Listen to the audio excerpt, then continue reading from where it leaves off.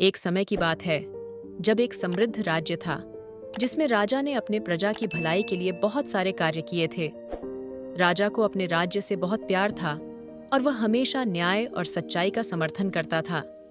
लेकिन कभी-कभी गुस्से में आकर वह कठोर निर्णय भी ले लेता था। इस राज्य में एक सेवक था जो हमेशा अपनी जिम्मेदारियों को ईमानदारी से निभाता। एक दिन उस सेवक को फूलदानों की सफाई का कार्य सौंपा गया। फूलदान उस राजमहल के सबसे खूबसूरत कक्ष में रखे हुए थे। वे फूलदान न केवल सुंदर थे बल्कि ऐतिहासिक भी थे, क्योंकि हर एक फूलदान में उस राज्य के समृद्ध इतिहास की झलक थी। सेवक ने ध्यानपूर्वक सफाई शुरू की। वह एक एक फूलदान को बड़े प्यार से साफ कर रहा था ताकि वे अपनी चमक खो न जाएं। लेकिन तभी अचानक उसका हाथ एक फूलदान से टकरा गया। वह फूलदान हाथ से फिसलकर जमीन पर गिरा और टूट गया। टुकड़े टुकड़े होते ही सेवक का दिल धक से रह गया। उसने देखा कि वह एक बहुत बड़ा नुकसान कर बैठा है। वह सोच में पड़ गया कि अब वह क्या करेगा। जब राजा को इस घटना का पता चला तो वह बहुत क्रोधित हुआ। उसने सोचा कि इस प्रकार की लापरवाही को बर्दाश्त नहीं किया जा सकता।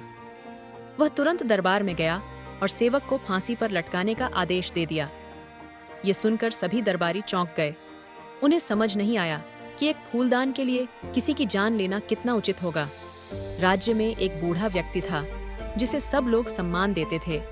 उसकी बुद्धिमत्ता और अनुभव के लिए उसे हर कोई जानता था। जब उसने इस घटना के बारे में सुना तो वह चिंतित हो गया। उसने तुरंत राजा के पास जाने का निर्णय लिया।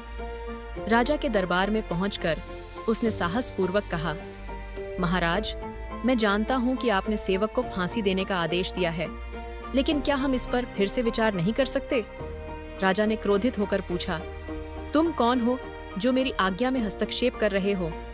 बूढ़े व्यक्ति ने विनम्रता से उत्तर दिया, मैं एक साधारण आदमी हूँ, लेकिन मैं सोचता हूँ कि एक फूलदान के लिए किसी की जान लेना उचित नहीं है। बूढ़े ने राजा से कहा, मैं उस फूलदान को जोड़ने की कोशिश करूंगा। राजा ने उसे फूलदान की जगह पर जाने दिया, लेकिन उसके मन में यह सवाल था कि एक बूढ़ा आदमी क्या कर पाएगा। जब बूढ़ा वहां पहुंचा तो उसने देखा कि सारे फूलदान उसकी नजरों के सामने थे। उसने तुरंत सभी फूलदानों को एक एक करके लाठी से तोड़ना शुरू कर दिया। राजा और दरबारी यह देखकर चकित रह गए। राजा ने गुस्से से पूछा, तुमने यह क्या किया? क्या तुम पागल हो गए हो? तुमने सारे फूलदान तोड़ दिए हैं? बूढ़े व्यक्ति ने निर्भीकता से उत्तर दिया, महाराज, मैं जानता हूं कि आप मुझसे नाखुश हैं, लेकिन सुनिए, अगर आप एक फूलदान के लिए एक व्यक्ति की जान लेंगे तो भविष्य में 29 लोग मारे जा सकते हैं, क्योंकि हर फूलदान के पीछे एक व्यक्ति की जान हो सकती है। राजा ने कुछ पल के लिए बूढ़े की बात सुनी। उसने सोचा कि बूढ़े ने एक महत्वपूर्ण मुद्दा उठाया है, लेकिन राजा का गुस्सा अभी भी शांत नहीं हुआ था। तुम्हें भी मृत्युदंड दिया जाएगा। उसने बूढ़े व्यक्ति ने साहसपूर्वक कहा, महाराज, मैंने अपने इंसान होने का फर्ज निभाया है।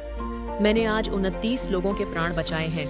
आप मुझसे फांसी देने की बात कर रहे हैं, लेकिन मुझे इस पर कोई दुख नहीं है। मैं अपनी जान देने को तैयार हूँ, क्योंकि मैंने सही काम किया है। बूढ़े की बातों में एक गहराई थी। उसके साहस ने राजा को हिलाकर रख दिया। राजा को अपनी गलती का एहसास हुआ। उसने देखा कि उसने बिना सोचे समझे एक निर्दोष सेवक की जान लेने का आदेश दे दिया था। राजा ने तुरंत निर्णय लिया और बोला, मैंने अपनी गलती स्वीकार की है। तुम दोनों को माफ किया जाता है। राजा ने सेवक और बूढ़े व्यक्ति को गले लगाया और उनसे क्षमा मांगी। राजा ने यह अनुभव किया कि एक व्यक्ति का साहस और उसके सही फैसले कैसे पूरे राज्य को प्रभावित कर सकते हैं। बूढ़े ने यह साबित कर दिया कि साहस और चरित्र का मेल ही सफलता की कुंजी है। इस घटना ने न केवल राजा को बल्कि पूरे राज्य को यह सिखाया कि जब हम साहस और निर्भीकता के साथ खड़े रहते हैं तो हम हर बुराई का अंत कर सकते हैं। सच्चा साहस केवल उस समय नहीं आता जब हम किसी कठिनाई का सामना करते हैं, बल्कि यह तब भी आता है जब हम दूसरों के जीवन की रक्षा के लिए खड़े होते हैं। हमें कभी भी गलत के खिलाफ चुप नहीं रहना चाहिए। साहस का अर्थ है सही समय पर सही कदम उठाना, भले ही वह कितना भी कठिन क्यों ना हो।